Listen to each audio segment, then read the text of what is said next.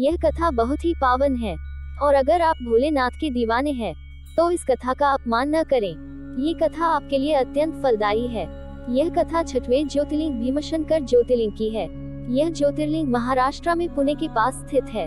प्राचीन काल में भीम नाम का एक महापराक्रमी राक्षस हुआ। वह सदा धर्म का नाश करता और सभी प्राणियों को दुख देता था। वह महाबली राक्षस कुंभकर्ण के वीर्य और कर्कटी के गर्भ से उत्पन्न हुआ था।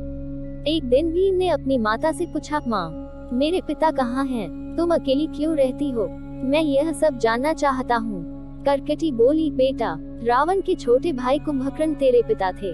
भाई सहित उस महाबली वीर को श्री राम ने मार डाला।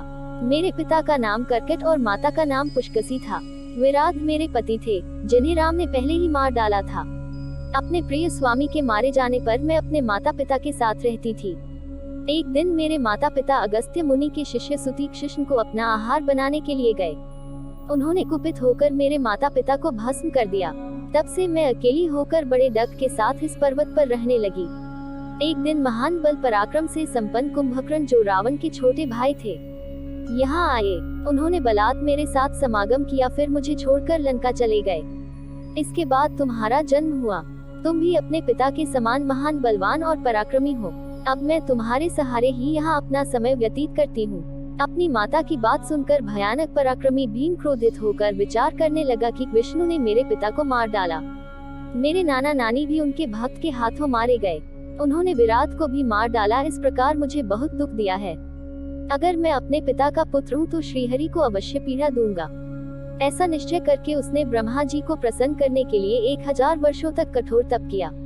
उसकी तपस्या से प्रसन्न होकर ब्रह्मा जी उसके सामने प्रकट हुए और बोले, भीम, मैं तुम पर प्रसन्न हूँ। तुम्हारी जो भी इच्छा हो मांग लो। भीम बोला, हे कमलासन, यदि आप प्रसन्न हैं तो मुझे ऐसा बल दीजिए जिसकी कहीं कोई तुलना न हो। ब्रह्मा जी ने भीम को मनोवांछित वर प्रदान किया और अंतर्ध्यान हो गए।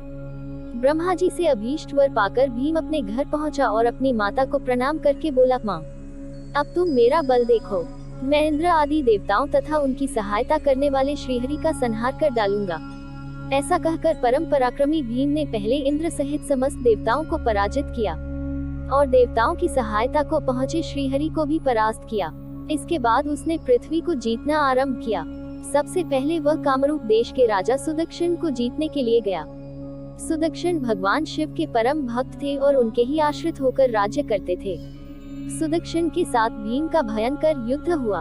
इस युद्ध में सुदक्षिण पराजित हुए और भीम ने उनका राज्य अपने अधिकार में ले लिया। इसके बाद भीम ने उस शिव भक्त राजा सुदक्षिण को कारागार में डाल दिया। सुदक्षिण कारागार में ही एक पार्थिव शिवलिंग बनाकर भगवान शिव के ध्यान, पूजन और पंचाक्षर मंत्र के जप में अपना समय व्यतीत करने लगे। इधर दुष्ट भीम अपनी विशाल सेना के साथ समस्त पृथ्वी को अपने वश में कर लिया। वह वेदों और शास्त्रों में वर्णित धर्म का लोप करने लगा। तब समस्त देवता और ऋषिगण भगवान शिव के शरण में पहुंचे और प्रणाम करके उनकी स्तुति की। उनकी स्तुति से अत्यंत प्रसन्न होकर भगवान शिव बोले, देवगण तथा महर्षियों, मैं प्रसन्न हूँ, वर मांगो, तुम्हारा कौन सा कार्य सिद्ध करूँ। देवता बोले, देवेश्वर, आप अंतर्यामी हैं, आपसे कुछ भी अज्ञात नहीं है। प्रभु, कुंभकर्ण से उत्पन्न कर्कटी का बलवान पुत्र राक्षस भीम ब्रह्मा जी से वर पाकर समस्त संसार को पीड़ा दे रहा है। अतः आप इस दुखदायी राक्षस का नाश करके हम पर कृपा कीजिए। शंभु ने कहा, देवताओं, कामरूप देश के राजा सुदक्षिण मेरे श्रेष्ठ भक्त हैं। उनसे मेरा एक संदेश कह दो। उनसे कहना कि ब्रह्मा जी के वर से शक्तिशाली होकर भीम ने जो उनका तिरस्कार किया है, मैं शीघ्र ही उस दुष्ट राक्षस को उसका उचित दंड दूंगा। इसके बाद सभी देवता और ऋषिगण प्रसन्न होकर राजा सुदक्षिण के पास जाकर उनको भगवान शिव का संदेश सुनाया और अपने अपने स्थान को चले गए। भीम के गुप्तचरों ने इस बात की सूचना उसे दी और कहा कि राजा सुदक्षिण आपके नाश के लिए कोई षड्यंत्र कर रहे हैं।